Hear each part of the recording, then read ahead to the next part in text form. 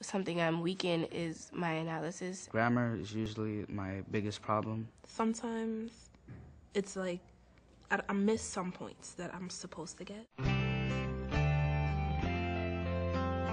The Literacy Design Collaborative is a framework that puts literacy first. I teach 10th grade global history and geography, and we are studying the Industrial Revolution of Great Britain. So I created an LDC module that'll be done over about 3 weeks.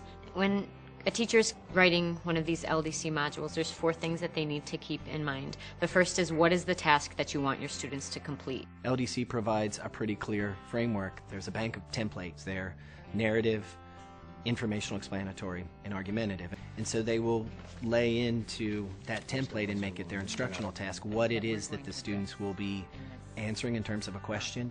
The part that's really significant, of course, for the teacher is that they select content, an issue that is really significant to their discipline and their course even. The task my students will do is to write an argumentative essay around the question, do the achievements and growth of the Industrial Revolution outweigh the cost to society? The second thing is, what skills do your students need? And that's where it becomes an individual process. What do your students need to improve on throughout the year? If I can teach them those skills within the context of an LDC module, then I can actually be giving them text in the future. The third thing is, how are you going to design your instruction? What mini tasks are you going to create to scaffold those skills? And then finally, what are your expectations? What do you want out of this? The key result is when you see that paper, when you see that sample of student writing and compare it and assess it based on the rubric and providing feedback to that student. Did this student demonstrate the literacy skills that I had planned at the beginning of my module?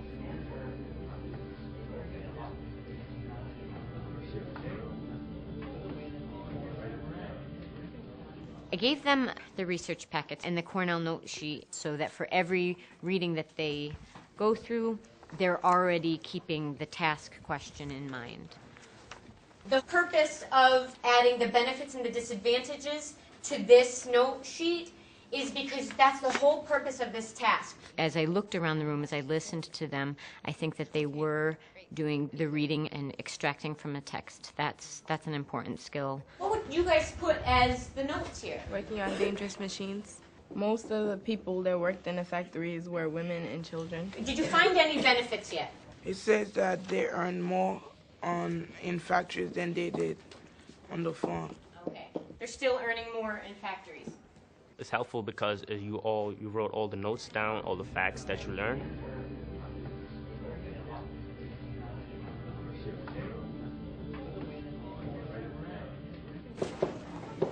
I asked them to make a teacher explaining the benefits and the costs that they have identified so far in the readings from the Industrial Revolution. And each group had full lists on both sides. What's a positive? Since there were so many employees, it helped the economy and the businesses grow. Disease spread because there's a lot of people living in the tenements. They proved to me that they had learned a lot, that they were able to discuss these issues, the good and the bad. Oh my goodness. The children is younger than 14. When I heard classmates speak, it gave me a better idea of what I'm gonna write about. 2 hours a day, that's not enough. But they were lucky to have education because the government financed it for them. But was the education enough for their future? The conversation just kept growing and growing, and questions were being asked, and people were disagreeing with one another, and the conversation itself is another skill. One house full of 20 families sharing one bathroom.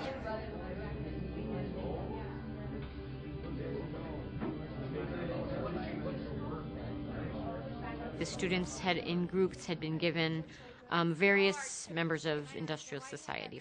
Their task was to take a series of questions, like how did the industrial era affect your life? And they prepared answers as those individuals. I'm over here working in factories all day, only bread and butter, and we only have 1 hour of break. If I was the textile workers, I would have rebelled against the textile owners. The bridging conversation piece is so important because it was supposed to allow students to hear and to discuss the benefits and the costs. If they want to quit, they could quit. That's where we come in, the union leaders.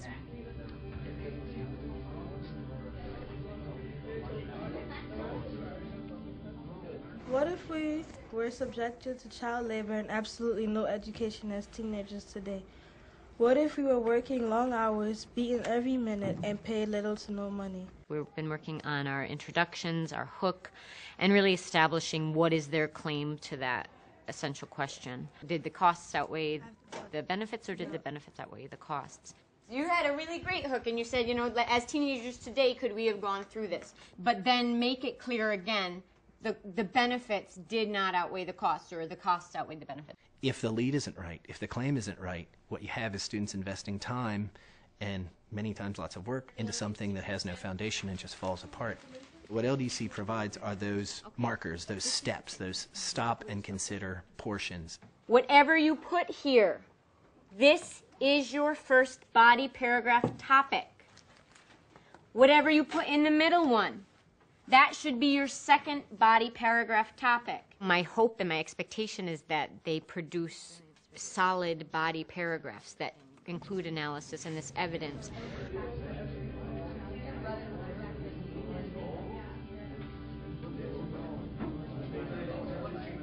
What all literate folks have to do, and just to navigate, it's that sort of, well, what do others think? What do I think? What is the evidence for how I think? And then how do I report that and communicate it in a way that's effective? Considering the competing view. That could be a political issue that they're talking about, a current event that they're talking about. You don't have to agree with it, but at least to know what they're saying. And that, to me, is one of the most important skills. A little pulley right there. Yeah, you're right. It could obviously harm people. They had to provide reasons for the counterclaims, but then they had to refute the comments. So you basically have to say, sure, that's true, however, and then go back to your claim that's saying it's still not worth the cost to society. In the essay, we are supposed to be talking about the opposing view as well. So I'm not just going to say that the idea of them is disgusting. I'm going to say it also makes sense.